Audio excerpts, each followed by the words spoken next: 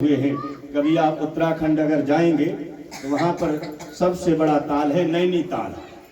एक रात्रि में बनाया हुआ तालाब है पांडवों के द्वारा, और वहीं पर भीम ताल है, अर्जुन ताल है, नकुल सहदेव भी ताल है।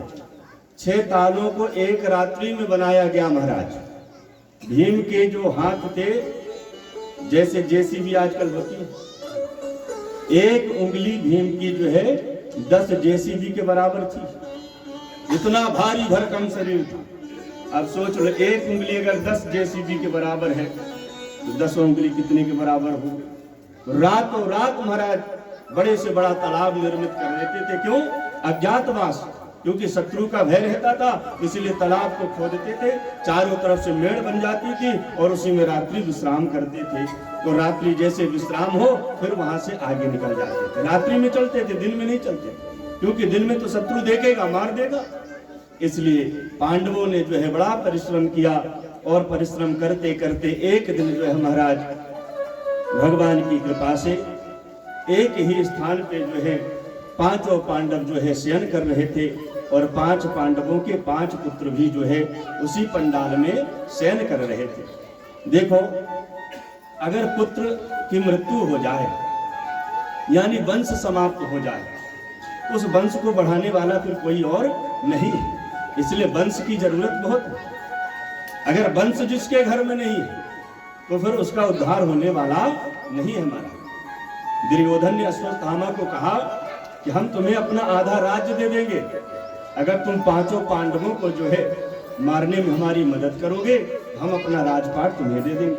देखो, धन की लालच, और आज के काल में यही हो रहा है। लोग जो गलत काम कर रहे हैं, क्यों कर रहे हैं? पैसे की लालच में, धन की लालच में चोरी कर रहे हैं, लोगों से लड़ाई कर रहे हैं, अनेक प्रकार की गलत गतिविधियां कर रहे हैं। लेकिन इसका परिणाम क्या होता है? इसका जो परिणाम है महाराज बहुत खराब होता है। इसलिए कभी भी किसी की हिंसा नहीं करना चाहिए, किसी की निंदा नहीं करना चाहिए, और ना ही किसी को सताना चाहिए। कमजोर व्यक्ति को तो बिल्कुल नहीं सताना चाहिए, क्योंकि व्यक्ति कमजोर है, समय कमजोर नहीं है। अगर वही समय एक दिन घूम के आ गया तो जब मान लो तुम्हारे ऊपर वो समय आ गया तो फिर कोई बचाने वाला नहीं है। व्यक्ति कमजोर हो सकता पर समय कमजोर नहीं हो सकता। पांडव लोग उस समय तो कमजोर थे महाराज, लेकिन उनके ऊपर भगवान की कृपा थी। साक्षात भगवान नारायण जिसके साथ हो उनका कोई बाल बांका नहीं कर सकता। लेकिन अश्वत्थामा कौन थे? गुरुपुत्र थे द्रोणाचार्य जी के।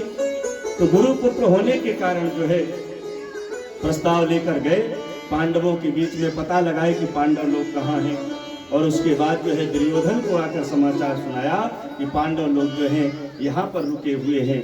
दुर्योधन ने कहा कि एक काम करो, आज रात्रि में जो है 5 पांडवों को तुम मरवा दो और हमारी पूरी संपत्ति ले लो। अश्वत्थामा ने कहा ठीक है, और अश्वत्थामा जो हमारा ये विचार बना के गया कि आज हम पांडवों की मृत्यु कर देंगे। लेकिन उस पंडाल में कौन शयन कर रहा था? पांडवों के 5 पुत्र। पांडव लोग तो रात्रि में जो है जंगल में अपने पुत्र की और पत्नी की रक्षा कर रहे थे। अश्वत्थामा गया महाराज, और जाने के बाद जो है उन 5 पुत्रों को, जो निर्दोष हैं, जिन्होंने दुनिया ही नहीं देखी, जिन्होंने जीवन में कुछ कर्म ही नहीं किया, ऐसे निर्दोष बच्चों को जो है उसने मार दिया। और मारने के बाद जो है दुर्योधन के पास लाया। दुर्योधन ने एक बच्चे की जो है मुंडी, एक बच्चे की मुंडी दोनों हाथ से ऐसे दबा के, जैसे कलिंदर होते हैं बड़े, उनको ऐसे दबा दो तो फूट जाते हैं, उसी प्रकार से उन बच्चों की मुंडी एक करके सबकी तोड़ दी। और जैसे भीम का बालक उसके हाथ में आया, भीम का बालक जो है भीम जैसे था, उसने जब उसको दबाने का प्रयास किया उसमें ताकत लगने लगी। उसने सोचा कि यही भीम है और आज भीम से मैं पूरा बदला लेके रहूंगा। उसने जैसे ही जोर से दबाया महाराज, और जैसे ही कपड़े से अलग करके देखा तो छोटे से बालक का सर, दुर्योधन जो है उस समय स्वयं टूट के नीचे गिर गया। कहने लगा, रे मूर्ख, हमने तो पांडवों को मारने के लिए कहा था, तुमने तो पांडवों के बच्चों को ही मरवा दिया, मेरे ही वंश को तुमने समाप्त कर दिया। प्रायश्चित करने लगा। क्यों? कौरव और पांडवों के बीच में कौन था? दुर्योधन 100 भाई था, लेकिन एक भाई नहीं बचा महाराज। इसलिए कभी भी किसी चीज में घमंड नहीं करना चाहिए, अहंकार नहीं करना चाहिए कि आपके पास संपत्ति बहुत है, वैभव बहुत है।